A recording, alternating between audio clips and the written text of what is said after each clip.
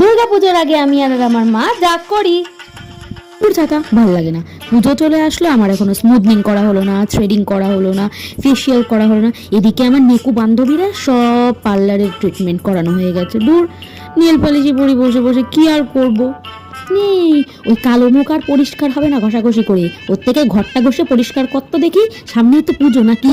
মা, পুজো এসে পারলো না, তোমার চিল্লামিল্লি শুরু হয়ে গেল, এই কর ওই কর। আমি করে দেবো, যাও যাও, তুমি কি রেখে। সেটা বাড়ির পুটিকে দেখেছিস, সব হাতে হাতে ওর মা সাহায্য করে দেয়। তাক বাবা তাক, ওর ছাতা প্রত্যেক বছরের এই একই কীর্তন। এই তোমরাই বলো তো, তোমাদের মাও পুজো আসলে ঠিক এরকম করে? বলো তোমাদের সাথে, কমেন্ট করে জানাও তো। Few moments later. মা কি করতে হবে বলো?